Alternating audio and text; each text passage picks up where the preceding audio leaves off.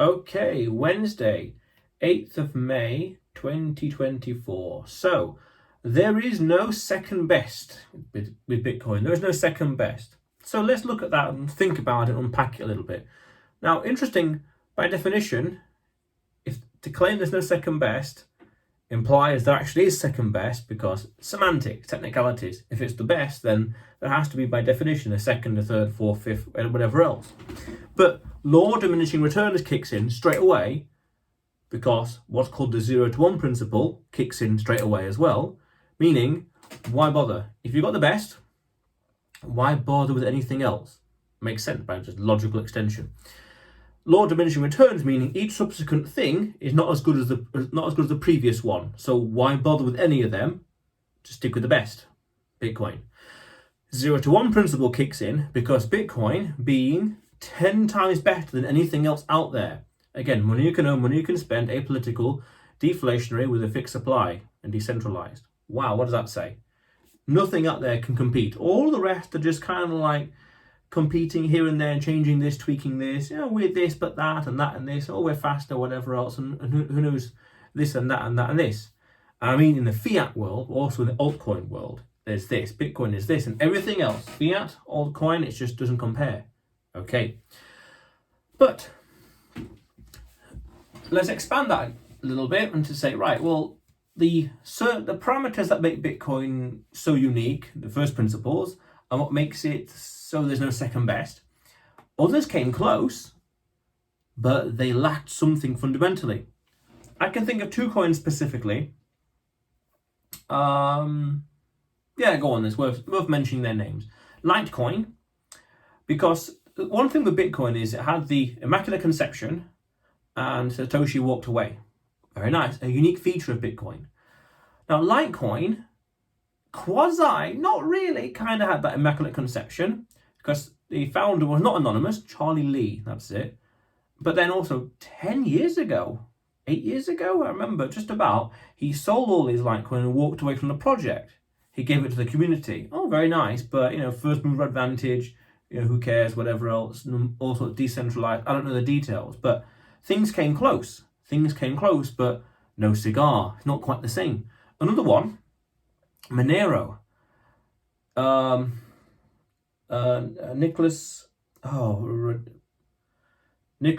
van Saberhagen, that's it, Nicholas van Saberhagen, anonymous, disappeared. Who knows where he is today? So a quasi-immaculate conception, but no fixed supply. There's no limit to how many that can exist. So some things came close, but not the same. They lack certain something here and there, and this and that and that and this, which reinforces the idea that indeed there might actually indeed be no second best to Bitcoin, because nothing else can compare to it. You could say the banks are really fast. Why bother with one confirmation, 6 confirmations, whatever? I can move money from this account to that account instantaneously. But it's not decentralized and it's inflationary. So why bother? If it doesn't tick all the boxes, why bother use it? Bitcoin ticks all the boxes, so why, and I mean this in a sincere, thought-provoking way, why use it? Now, you could say there's some nuances here and there with regards to privacy. Okay, with the coin joins and whatever else. I'm not too familiar.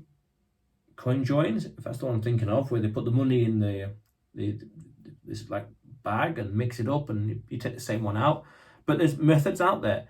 And then it also goes into a question of OPSEC, operational security, OPSEC, where you could have gaps of information, leaks with Bitcoin, how you're using it, KYC and all the rest, and moving into other coins, more privacy-focused ones. But then mistakes here and there could lead a paper trail into you elsewhere. Okay, very good. And there's a very interesting video by Bitcoin University about Monero. I'll link down below. It's very important, worth understanding and watching. And there was an amazing tweet that talked about Monero as well, because a lot of these coins come close, or they appear to come close, but they lack a certain something that pushes them over the tipping edge, that gives it that edge, that Bitcoin edge, so to speak. Money you can earn, money you can spend, apolitical, decentralized, with a fixed supply. Powerful. These kind of things. Some come close, as I said, but they don't have the final thing. So, is there no second best to Bitcoin? Well, increasingly, correct. There is no second best. It has all the things you need. But that key thing as well is that decentralization. The decentralization is what really makes it different, because then it's not a security. It fails the Howey test. It's a technology, but also it's a commodity by definition. But it's a commodity in terms of legally speaking. It's like this. Now it's like gravity. You can't just turn off gravity. Like water, you can't ban water. It's like these fundamental things of like life or technology or the world or science, and this is maths. Bitcoin is maths. Bitcoin is maths. There's an increasing talk about the power law in context of Bitcoin, which is something I really want to look into and talk about.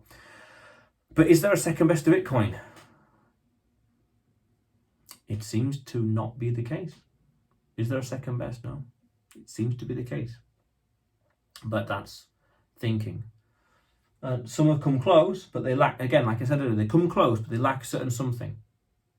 So that's another interesting conversation to have. There is no second best to Bitcoin. Correct. It seems to be increasingly, that's the case. Increasingly obvious that's the case. Okay? You know, do the information as you will. Onwards and upwards in life, you know. But otherwise, you will see me tomorrow.